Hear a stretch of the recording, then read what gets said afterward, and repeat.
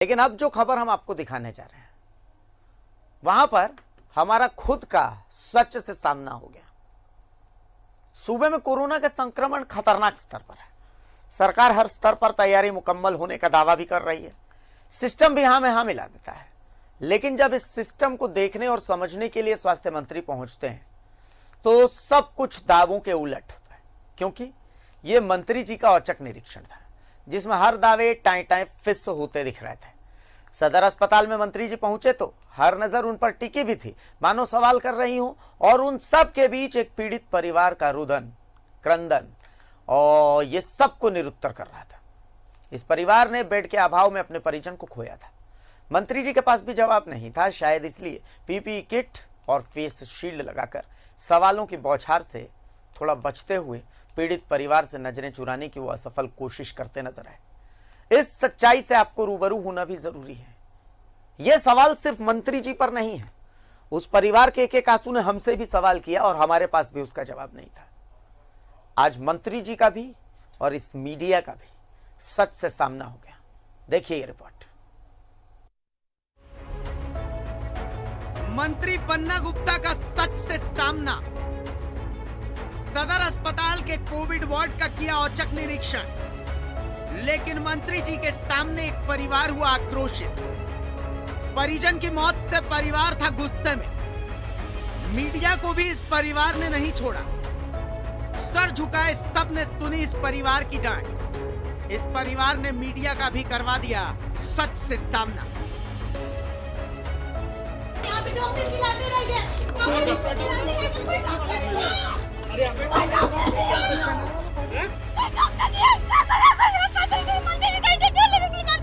तो इंतजार कर।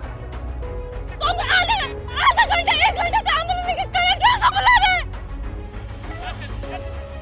क्यों चले? यहाँ का आज का रास्ता इस छप्परों में डॉक्टर के मरे और यहाँ के लोग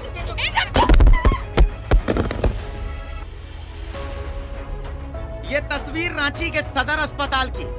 स्वास्थ्य मंत्री पन्ना गुप्ता सदर अस्पताल पहुंचे थे और ठीक उनके पहुंचने से पहले इस महिला के परिजन का देहांत हो गया और फिर मंत्री जी के सामने वो सब कुछ हुआ। गुस्सा मीडिया तक पर उतर गया, लेकिन सब नतमस्तक थे क्योंकि किसी के पास कोई जवाब नहीं था। दोषी हर कोई था, बस मंत्री जी के साथ साथ हमारा भी सच से सामना हो ही गया। नहीं, मेरे पापा ऐसा कुछ नहीं है। ये लोग मार दिए मेरे पापा को। ये लोग मार दिए मेरे पापा को। चलो ना। अरे हटो ना यहाँ से। हटाओ, हटाओ। खतरनाक घटना हुई आपके सामने। दहलीज पर एक व्यक्ति मर गया, कई घंटे तक उसे भर्ती। मेरे सामने कोई नई मौत हुई है, आप गलत कह रहे हैं। मेरे आने के पहले की बात है। देखिए, मौत किसी की भी होती है, दुखद होती है, और मौत पर मैं संवेदना व्यक्त करूंगा, और जो यदि कोई कमी खामी है और यदि उनके परिजन लिख के देंगे तो उस पर जो है विचार करेंगे। अब दूसरी तस्वीर भी देखिए। एक व्यक्ति है जो कि कोरोना के पॉजिटिव पाए गए हैं, करबला चौक के रहने वाले हैं और पिछले 4 घंटे से सदर अस्पताल के दहलीज पर तड़प रहे हैं, परेशान हैं। लगातार सदर अस्पताल के अधिकारियों से गुहार लगा रहे हैं, लेकिन अब तक इन्हें भर्ती नहीं लिया गया। आप समझिए, ये मरीज बेड के इंतजार में सदर अस्पताल के बाहर तड़प रहा था। इसे सांस लेने में दिक्कत हो रही थी। एक बार फिर से सच सामने दिख रहा था और सबका सच से सामना हो रहा था। इन सब के बीच स्वास्थ्य मंत्री पन्ना गुप्ता सदर अस्पताल पहुंचे थे। आगे आगे मंत्री जी थे, पीछे पीछे मीडिया थी।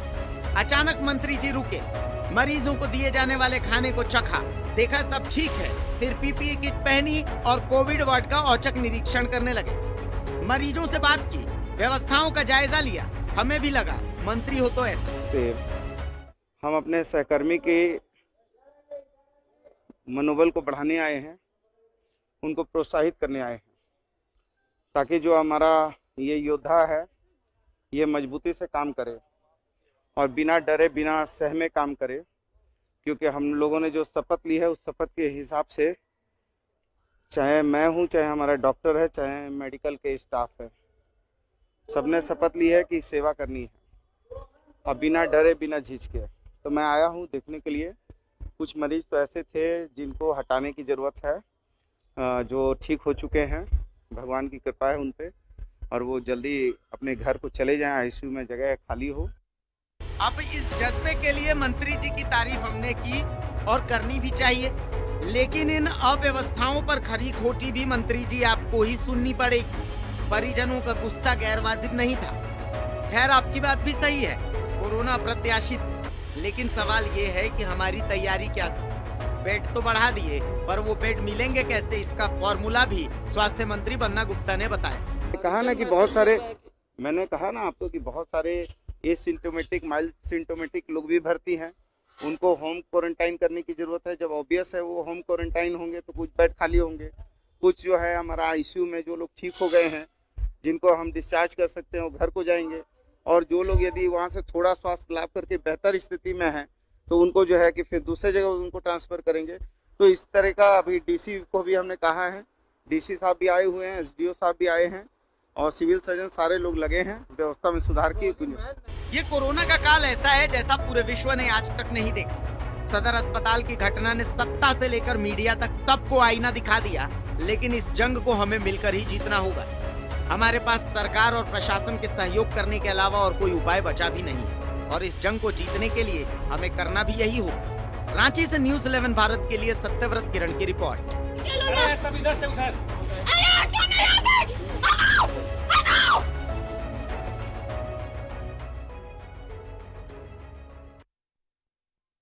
और हमारे साथ सत्यव्रत किरण रांची से जुड़े हुए हैं, हमारे साथ जमशेदपुर से प्रभात जुड़े हुए हैं, और साथ ही हमारे साथ न्यूज़ 11 भारत के संपादक अनूप सोनू मधुपुर से जुड़े हुए हैं। सबसे पहले मैं सत्यव्रत आपके पास आ रहा हूं। कम ही शब्दों में आपसे जानना चाहूंगा कि मंत्री जी का सच से सामना तो हुआ सो हुआ, लेकिन हम मीडिया वालों का भी सच से सामना हो गया। हमारे सामने भी बहुत सारे सवाल उस महिला ने अपने क्रंदन के साथ साथ रख दिए। सत्यव्रत। बिल्कुल अभिषेक, और एक बुरी खबर सुनाना चाहूंगा अभिषेक कि जिस व्यक्ति का तस्वीर हम लगातार दिखा रहे हैं, जो कि करबला चौक के राशिद हैं, जो पिछले कुछ घंटे पहले जब स्वास्थ्य मंत्री निरीक्षण के लिए सदर अस्पताल पहुंचे थे, करीब 4 घंटे तक वो गाड़ी में पड़े थे, उनकी मौत की सूचना आ रही है। देखिए, स्वास्थ्य मंत्री को जैसे ही इस बात की सूचना मिली, परिजनों ने जब स्वास्थ्य मंत्री को देखा तो उनसे जाकर आग्रह किया कि पिछले कई घंटे से वो जो है वो गाड़ी में पड़ा है और उसे ऑक्सीजन लेने में, सांस लेने में समस्या हो रही है। खुद स्वास्थ्य मंत्री बन्ना गुप्ता ने उसे भर्ती कराया, लेकिन फिलहाल उसके मौत की सूचना आ रही है। देखिए, आज जो स्वास्थ्य मंत्री का रोल देखने को मिला, जिस एक्शन के मूड में स्वास्थ्य मंत्री थे, वो काबिले तारीफ है, और हम उम्मीद करते हैं कि शायद यह तस्वीर अगर थोड़ी पहले और देखने को मिल जाती तो जो स्थितियां गड़बड़ा रही थी वो शायद उस पर कई हद तक लगाम लगाया जा सकता था। देखिए, संक्रमण का खतरा होने के बावजूद पीपीई किट पहनकर कोविड वार्ड के अंदर चले जाते हैं, आईसीयू चले जाते हैं, खुद मरीजों से बात करते हैं, मरीजों से जानकारी लेते हैं, क्या कुछ सुविधाएं मिल रही है वो जानते हैं, क्या कुछ और सुविधा मिलना चाहिए वो जानते हैं। तो कहीं ना कहीं राज्य का स्वास्थ्य मंत्री शायद ऐसा ही होना चाहिए। ये नहीं कि आप अस्पताल आए, अस्पताल के चारों तरफ घूमे और उसके बाद अधिकारियों को निर्देश दिया चले गए। आज जो स्वास्थ्य मंत्री का सदर अस्पताल का जो निरीक्षण था वो औचक निरीक्षण था, यानी किसी भी अधिकारी को इस बात की सूचना नहीं दी गई थी। खुद स्वास्थ्य मंत्री अपने स्तर से देखना चाहते थे कि मरीजों को क्या कुछ सुविधाएं मिल रही हैं, क्या कुछ सुविधाएं और बढ़ाई जा सकती है। और यही कारण है कि कोरोना संक्रमित मरीजों के पास पीपीई किट पहनकर जाते हैं, खुद बाथरूम देखते हैं, खुद मरीजों से बात करते हैं, उनको जो खाना दिया जा रहा है वो खाना भी खुद खाकर टेस्ट करते हैं, चखते हैं कि क्या खाने की जो गुणवत्ता है वो सही है या नहीं। तो खैर, ये जो एक्शन का मोड था वो अगर शायद थोड़ा पहले देखने को मिलता तो कहीं ना कहीं अधिकारियों पर एक प्रेशर बनता। बिल्कुल बिल्कुल। एक बार मैं हमारे संपादक अनूप सोनू साहब जुड़े हुए हैं मधुपुर से, मैं उन्हें बता दूं कि सर, आज सिर्फ स्वास्थ्य मंत्री बन्ना गुप्ता का सच से सामना नहीं हुआ, आज मीडिया का भी सच से सामना हो गया। देखिए, हमने तस्वीरें दिखाई कि कैसे एक मरीज ऑक्सीजन के लिए तड़प रहा था, बेड के लिए तड़प रहा था, और देखिए सत्यव्रत बता रहे हैं कि उस मरीज की अब मौत हो चुकी है, वो हमारे बीच नहीं है। स्वास्थ्य मंत्री के सामने स्वास्थ्य मंत्री अंदर निरीक्षण कर रहे थे, और उनके पहुंचने से कुछ देर पहले 4 घंटे तक एक महिला अपने परिजन को लेकर के घूमती रही, लेकिन बेड नहीं मिला और उनके परिजन का देहांत हो गया।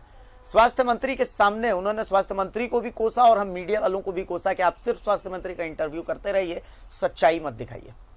हम कोशिश करते हैं कि हर सच्चाई हम दिखाएं, लेकिन कभी कभी ऐसा होता है कि कुछ ऐसी चीजें हैं जो हमारे कैमरे से छूट जाती हैं और तब हमें एहसास होता है, सच से हमारा सामना होता है। जैसे ही एक सच से हमारा सामना हुआ और अब मन बड़ा व्यथित हो रहा है, बड़ा व्याकुल हो रहा है। अनूप जी।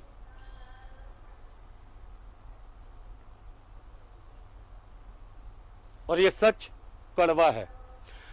जाहिर सी बात है, इस कड़वी घूंट को पीकर आप अपने को जिम्मेदारियों से बचा तो सकते हैं, लेकिन सिर्फ सच का कड़वा घूंट पीकर जिम्मेदारी नहीं निभाई जा सकती। आपको उस सच का सामना करना पड़ेगा और उस सच की सूरत बदलनी पड़ेगी। वो सच जो जी बिल्कुल, तक जो जान लेने वाला है। कल हम चर्चा कर रहे थे भारती कि राज्य सरकार ने निर्णय ले लिया है कि निजी अस्पतालों में 50% बेड को आरक्षित कर दिया जाए, ये निर्देश दिया। जी मैंने ये सवाल उठाया था कि आखिर किस चीज का 50%? आप बताइए, अस्पतालों में ऑक्सीजन नहीं है, अस्पतालों के सामने इमरजेंसी में मरीज पड़े हुए हैं, वेटिंग लिस्ट में पड़े हुए हैं कि कब कोई ठीक होकर डिस्चार्ज होगा और मेरा नंबर आएगा। वो पल पल गिन रहा है, मौत को और बीमारी को सामने से तो देख ही रहा है, लेकिन उस डॉक्टर में भी उसको भगवान नजर आ रहा है कि डॉक्टर साहब कब आएंगे मेरे पास और कहेंगे कि चलिए आपकी बारी आ गई, आपको बेड मैसर हो गया। सवाल देखिए, स्थिति कहाँ है।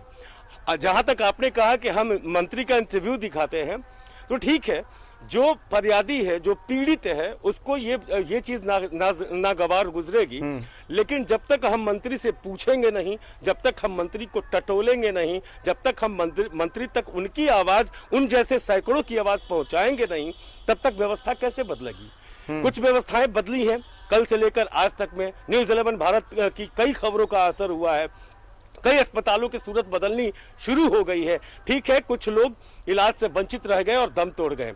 जाहिर सी बात है, उस परिवार के लिए बहुत बड़ी बात है, बहुत बड़ी क्षति है, लेकिन वो उन परिवारों के लिए, उन परिवार वालों के लिए ये बहुत बड़ी राहत की बात है जिनके घर के मरीज सीरियस हो सकते हैं या संक्रमित हो सकते हैं या फिर उन्हें भी अस्पताल की जरूरत पड़ सकती है, तो उनके लिए ये राहत की बात है। पर सवाल यही है कि सच आखिर कब तक इस तरीके से काले चश्मे से देखा जाता रहेगा, जबकि वो सच बिल्कुल सफेद चश्मे से देखा जाना चाहिए, जिसके आर और पार एक ही चीज दिखाई दे, वो है इंसाफ, वो है व्यवस्था, वो है स्थिति में सुधार, वो है हर मरीजों को मिलने वाला इलाज, वो है हर संक्रमित को मिलने वाला ऑक्सीजन, वो है हर संक्रमित को मिलने वाला बेड। बिल्कुल। एक बार मैं प्रभात के पास भी आना चाहूंगा। प्रभात, चूंकि हमारे पास वक्त अब बेहद कम है, प्रभात, जमशेदपुर में क्या हालात है? क्या वहां भी बेड्स की ऐसी ही कमी महसूस हो रही है? क्या वहां भी रेमडेसिविर की ऐसे ही कालाबाजारी चल रही है? धरातल पर जमशेदपुर की तस्वीरें क्या है? देखिए भारतीय, जमशेदपुर में अगर हम कहें तो जमशेदपुर में वैसी स्थिति नहीं है जो रांची के रिम्स में हालात बने हुए। यहाँ पे जो टाटा मोटर्स अस्पताल है या टीएमएच है, यहाँ थोड़ी बेड की कमी ज़रूर है और लोग सबसे पहले, अगर किसी को कोविड पॉजिटिव आता है तो सबसे पहले लोग प्रेफर करते हैं टीएमएच जाना। हालांकि जो एमजीएम की व्यवस्था है वो टीएमएच के बराबर ही है, लेकिन लोगों की मानसिकता में बैठी हुई है कि हमें टीएमएच लेकर जाना या टाटा मोटर्स लेकर जाना। तो इन अस्पतालों में तो बेड की कमी है, लेकिन जो आज जो उपायुक्त ने जितने भी जमशेदपुर के निजी अस्पताल है या फिर जो नर्सिंग होम है, उनके जो प्रबंधन है, उनके साथ डॉक्टर, उनके साथ बैठक की और बैठक करके साफ निर्देश दिया कि आने वाले दिनों में जितने भी नर्सिंग होम है जमशेदपुर के, सारे नर्सिंग होम में बेड बढ़ाने की बात कही और 50% बेड कोविड पेशेंट के लिए रखने बोला। साथ ही साथ जो ऑक्सीजन की बात आ रही थी या फिर ये जो वेंटिलेशन की बात आती थी, वो भी उन्होंने तय किया है कि वेंटिलेशन और ऑक्सीजन भी रखना। देखिए भारतीय, मैं वहां से कहा गया था कि हमारे साथ जिले के उप मुख्य चिकित्सा पदाधिकारी हैं साहिर पॉल जी, ये थोड़ी बताएंगे कि आज जिले में जो बेडों की जो कमी है और लोगों को कहना है कि टीएमएच में या फिर टाटा मोटर्स में, क्या जमशेदपुर में ऐसी व्यवस्था है कि बेड लोगों को मैसर हो रहा है या मिल पा रहा, टाइम से मिल पा रहा है? देखिए, बेड्स की कमी वैसी नहीं है जो आप जितना आप बोल रहे हैं। बेड्स कम हो रहा है, पेशेंट बढ़ रहे हैं तो बेड्स कम होगा ही, लेकिन सबों को कोशिश किया जा रहा है कि सब जगह बेड्स मिल जाए।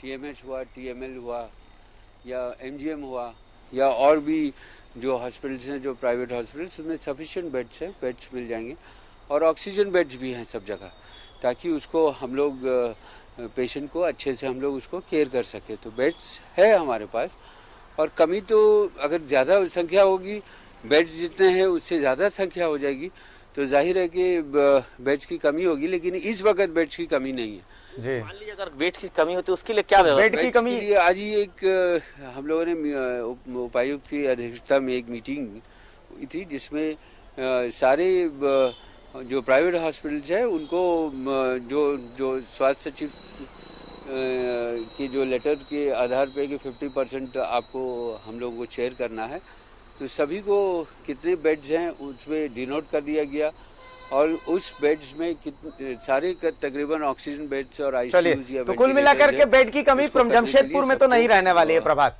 चलिए, तो कुल मिलाकर के जमशेदपुर में बेड की कमी नहीं रहने वाली। बहुत शुक्रिया आपका, बहुत शुक्रिया सत्यव्रत आपका, बहुत शुक्रिया अनूप जी आपका कि आप जुड़े और वहां की स्थितियां से अवगत कराया। बहुत बहुत सही आपने बात कही कि जो कड़वा सच है वो कड़वा सच आज उस कड़वे सच से हमारा सामना हुआ है।